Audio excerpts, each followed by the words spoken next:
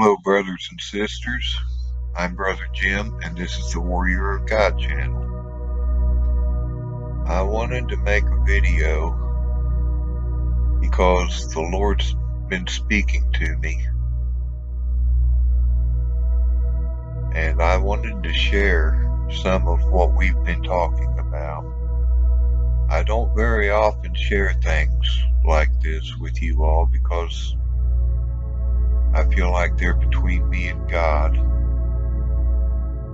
But all things considered, I felt like I would try and share some of this with you. And let me state, as I always try to do right here at the outset, I'm not putting this up as a thus saith the Lord, even though I feel in my spirit it is. You'll have to just listen and decide for yourself what you want to believe or not. This is not a prophecy. I am not a prophet. In fact, I don't even believe there are any modern day contemporary prophets in the world. I've never seen one, I've never heard one, and I'm including all of the ones on YouTube in that group. Prophets are 100% accurate 100% of the time. They don't hit and miss. They don't make generic prophecies that anybody could speak, that has some kind of a mind left at all to see what the future is bringing. You don't have to be a prophet to know what the future holds. The Bible tells us that. And most of these modern day prophets don't do anything else but say what the Bible says to begin with. Some of them are foolish enough to put dates on their prophecies. Most of them have figured out by now that they're not real prophets, and if they want to keep their views, they have to pretend that they're a prophet, and when their prophecies fail, they have to give some kind of an excuse for them. They inevitably leave themselves some kind of an out, some kind of a back door, so that when what they say was going to happen doesn't happen, they can go back and take that video down so that there's no proof of it, and say, I didn't say that that is exactly what was going to happen. I said this and that and the other, and this changed and that changed, and that's why it didn't happen. That's not how prophecy works, not Bible prophecy. When a prophet of God, that is a genuine prophet of God, speaks a word in God's name, and it fails to come to pass, in Bible days, that person was taken outside the city gates and stoned to death. And for my part, I think they still should be. You think you can speak in God's name and tell a lie just because you want views on your YouTube channel, or you want some kind of a monetary gain, selling something or advertising or whatever, you deserve God's wrath. You really do. And that's why I don't ever claim to be a prophet. I am not a prophet. I know I'm not a prophet, and I'm not trying to portray myself as one. So let's make sure we get that straight. What you're about to hear are some things that me and the Lord talked about in a conversation between me and Him. I feel convinced I was speaking with the Lord. You'll have to decide that for yourself. I'm not going to try to persuade you I was. I'm just going to relate the conversation as best I'm able to, and leave it in your hands to decide what you want to believe.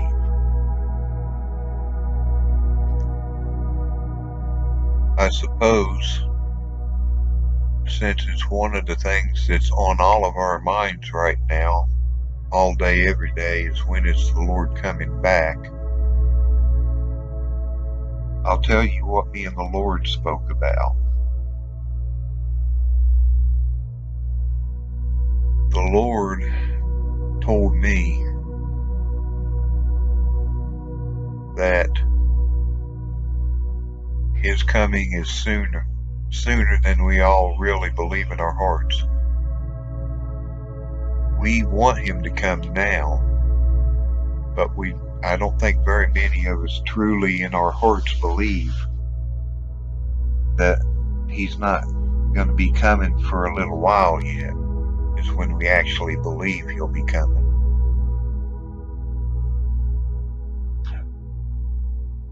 So he's saying that he is coming sooner than most of us genuinely think in our hearts that he's going to be coming, because most of us still believe it's going to be a little while yet.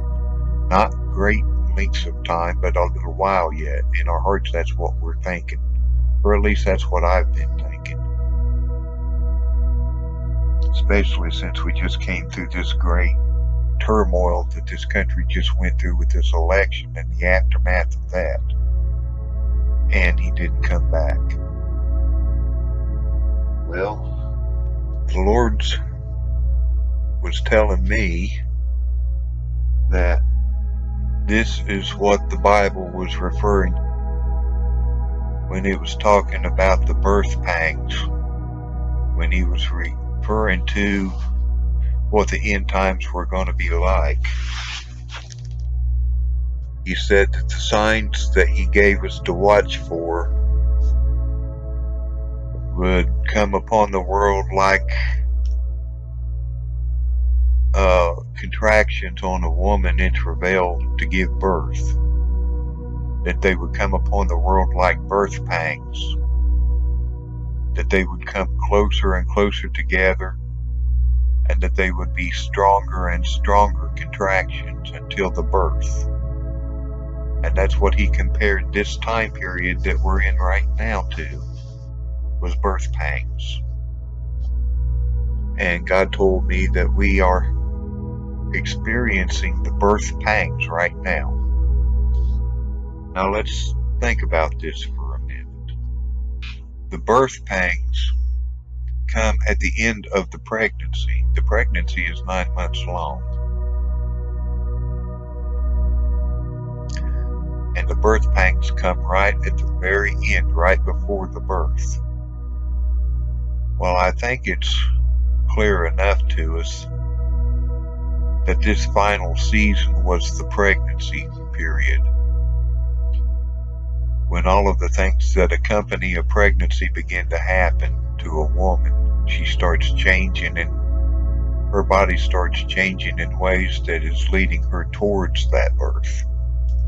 She gains weight, she starts producing milk and different things like that, having different aches and pains, repositioning of the baby inside her. All of those things happen during the pregnancy, during this final season.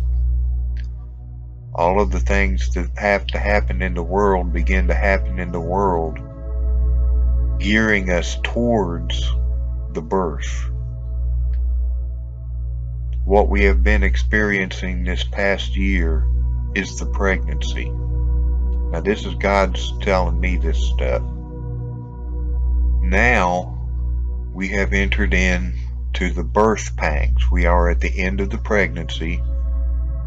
All of the things that needed to start happening to point us towards this birth, these birth pangs, has brought us to this point where the birth pains have begun.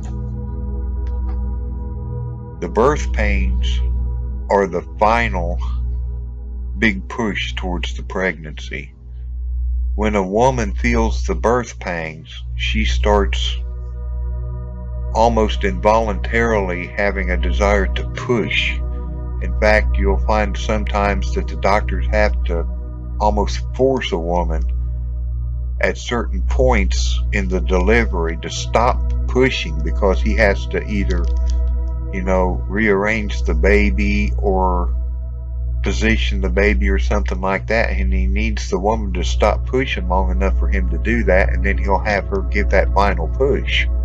But he has to stop her because it's her nature to want to keep pushing and pushing and pushing to get that baby out of her. That's what the woman is designed to do, and what's in her nature, what she feels like she has to do to get that birth over with and get that baby out. That's what we're in right now. The labor pains have begun. The frequency of the signs that we're seeing are daily now, and not even just daily, hourly. New signs are constantly showing up that show us that we are at the tribulation time. The things that God says will happen in the tribulation are set up now and just waiting for the Antichrist. So we've started the birth pangs, and the earth is the woman, the world. The world is wanting to give birth to this new world order, this new utopia. That's what this world thinks it's giving birth to. The birth pangs that they are now experiencing, they're getting close to the birth, and they sense that, they feel that, and they're giving, the world is having this last great push or series of pushes to get this thing burst into the world. That's what the New World Order wants, or the deep state, or the shadow government, or the New World Order, whatever you want to call it, is now pushing and pushing and pushing and pushing to get this thing burst into the world that they are so desperate to have, the thing that leaves them in absolute control.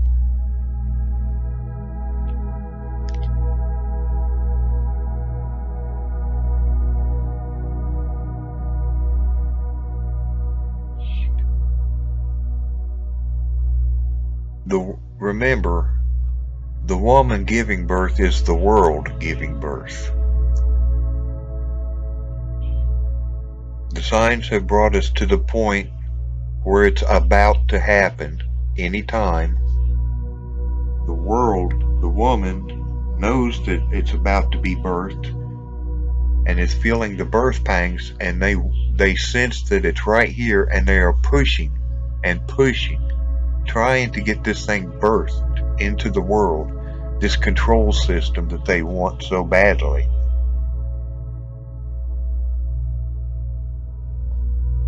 And everything that goes with it, depopulation, robotics doing the work of humans for the most part, AI running everything.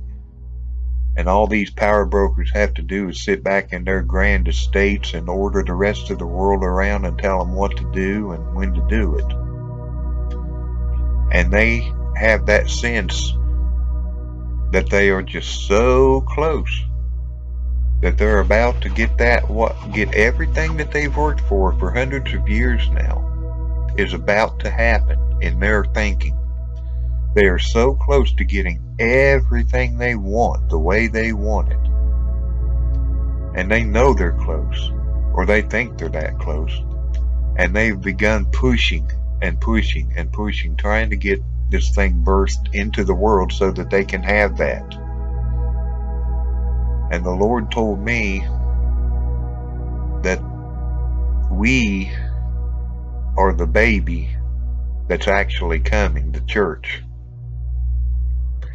The world that's giving birth doesn't know that we're a part of this birth. They're completely clueless to it.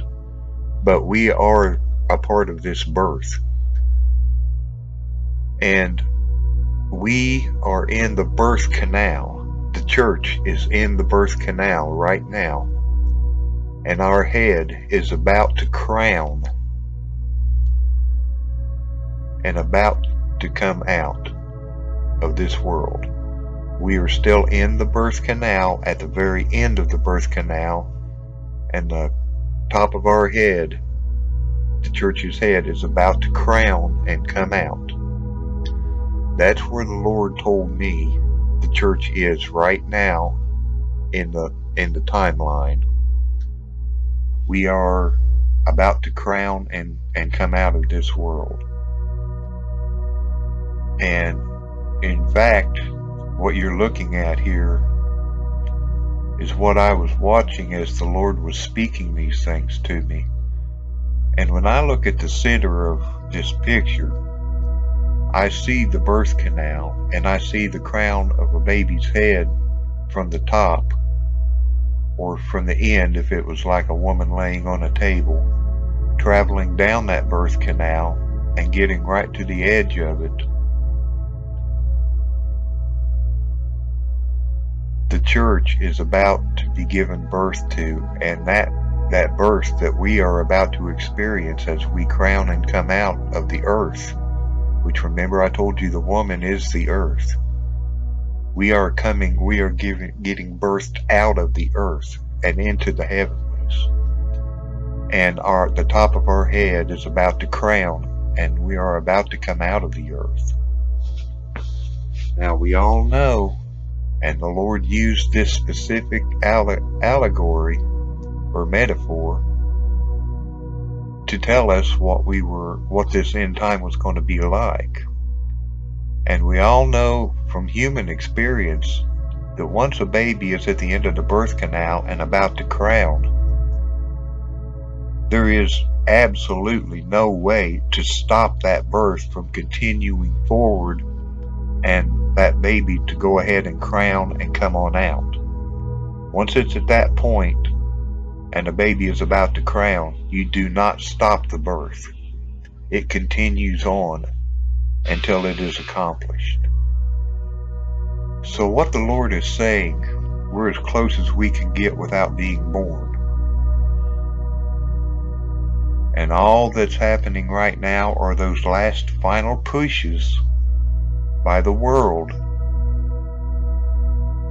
to try and birth this new utopia that they have planned for themselves, that they've been working diligently and tirelessly for hundreds of years to get it to where it is now, and they can see it, they can taste it. Global domination with them at the top of the heap, and they're pushing for all they're worth. They've got Biden in the White House tearing America down. He is destroying America at a breakneck speed with absolutely everything he is doing every single day. And there's a reason for that. Those are the pushes. Those final pushes by the earth to get that baby out. And they don't, like I say, they don't know that we are a part of that birth. They don't know that at the end, when that birth happens, the church leaves this world and leaves them behind. They have no clue about that. That doesn't even enter into their thinking. They think that when they give birth, it's just going to be a utopian world with them at the top of the heap and them in charge. That's why they want it so bad, and they can almost taste it right now. That's why they are pushing and pushing to get this baby out, their baby. But what's really going to happen at the birth, the first thing that's going to happen is the church is going to go to heaven. Simultaneously, the Antichrist is going to be birthed into the world. And all of those power brokers are going to find out, after the church is gone and after all of their hard work to get them at the top of the heap, they're going to find out very quickly that they are not at the top of the heap, that they did such a good job of collapsing America and thus collapsing the world, that it doesn't matter how much money or power they did have, that all of that was washed away with the collapse of the world, and they're almost as bad a shape as everybody else. Now, they can live longer on their fortunes and the plans that they have made for themselves in the events of catastrophes. So in that aspect, they can last a little longer, but they're not going to be the power brokers. They'll try to get everything under control, but they're going to find out that they can't do it. That they don't have the control part of what they wanted. That everything's falling apart faster than they can put it back together. And that's when this Antichrist that was given birth to steps on the stage of the world and takes over. That Antichrist is going to be the man with the answers. He will solve every problem that comes up, and he will set the world straight again. I want you to think about this.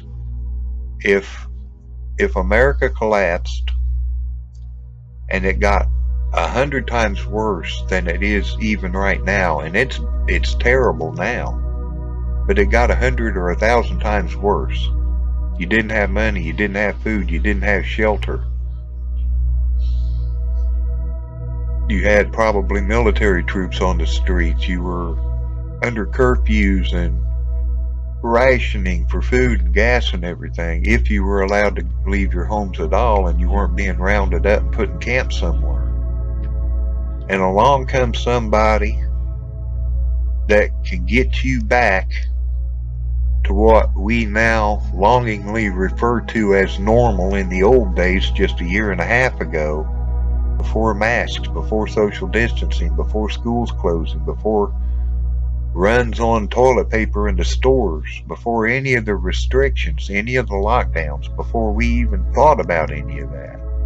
What we longingly refer to as normal, wanting to go back to normal again, which is not ever going to happen. But what would happen if the world was in the kind of shape I just described a minute ago, and all of a sudden somebody comes on the scene and he gets everything set back up right again? The economy's flowing again. People had shelter and food and gas again. They didn't have to wear masks again. They got to go back to that normal that they are wanting so badly right now. They wouldn't have to wear masks and socially distance again. All the kids could go back to school. All the jobs, there would be an abundance of jobs again. You gonna tell me that the world wouldn't worship a man that could do that for them? To take them out of the deep, dark chaos of a global collapse and put the world back together in 3 years? And everybody'd have their old normal back, and not just the old normal, but even better? You think they're not going to worship and bow down to that person? They will. Willingly. Lovingly even. That's what's about to happen. But I wanted you to hear the part of it where God told us how close we are. The sense I got, and that's all I get sometimes, is a sense of where the Lord leads me to. I got a sense of late spring, early summer, like around May, June somewhere, for the birth, for the rapture. And there are different reasons for that. The reasons are mostly because if we're in the birth canal and the final pushes are happening right now, and we know that at that point of a birth, it doesn't slow down, it speeds up, and there's no stopping it. It moves forward. So this is going to reach its conclusion in the near future, because births just don't go on and on and on and on.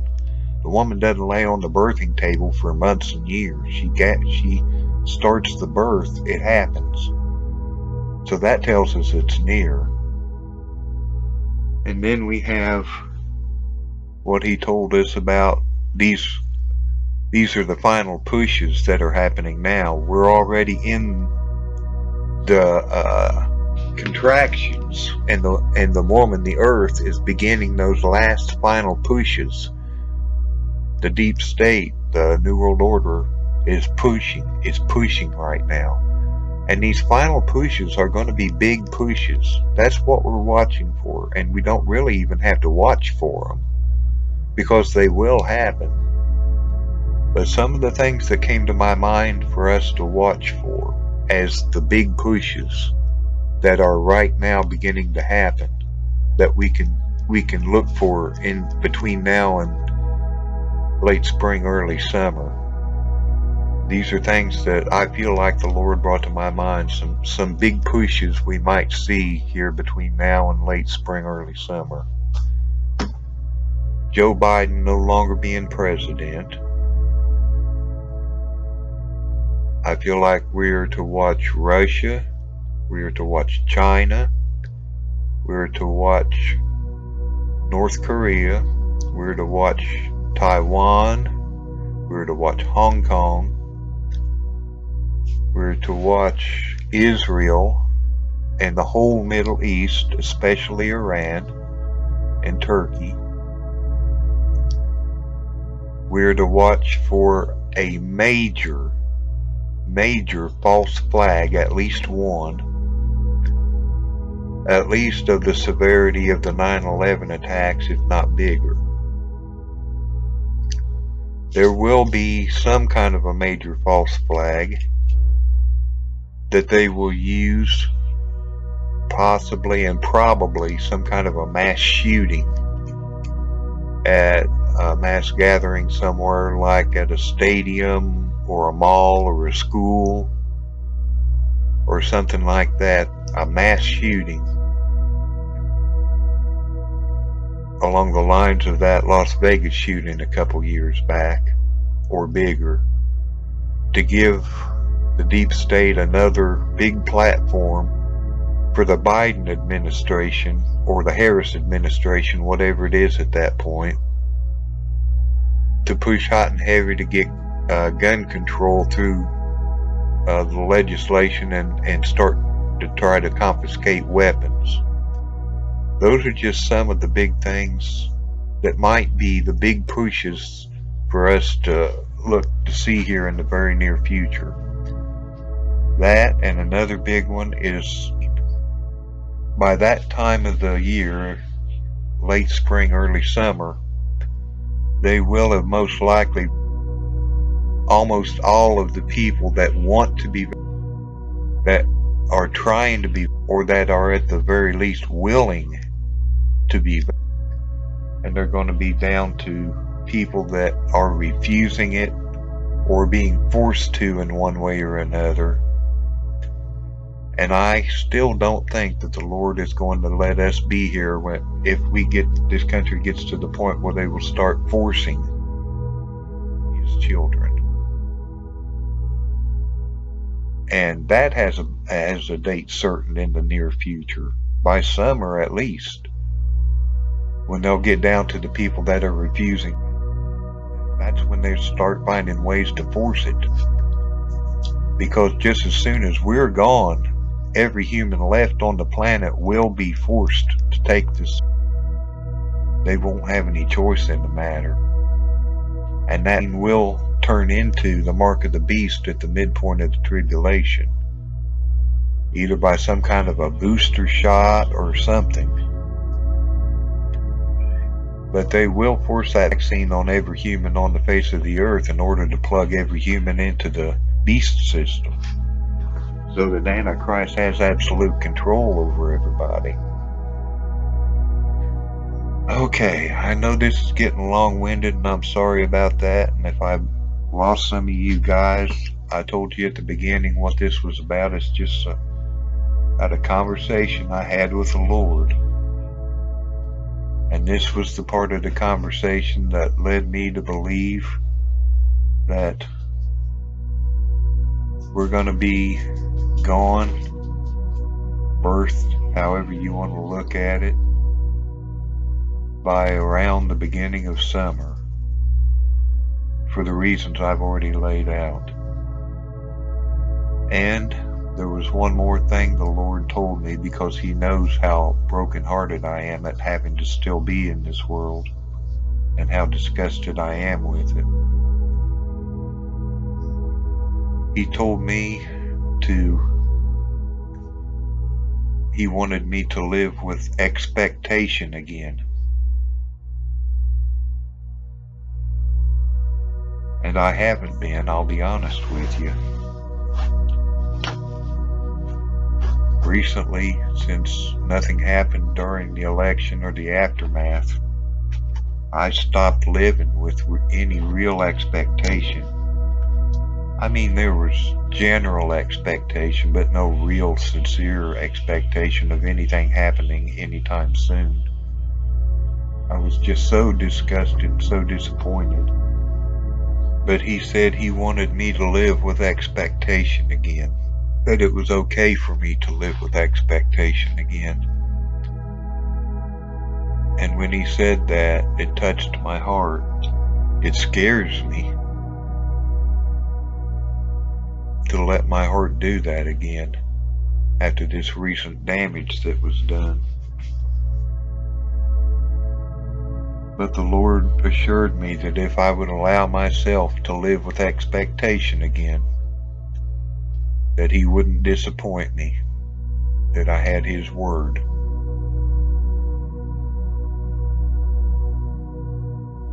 And that's as close as He's ever come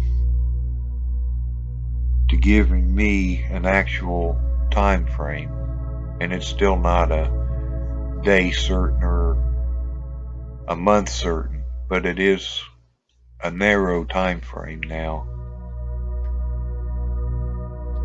So I am deliberately and intentionally living with expectation again, and that does give me hope, and that does brighten my spirit some.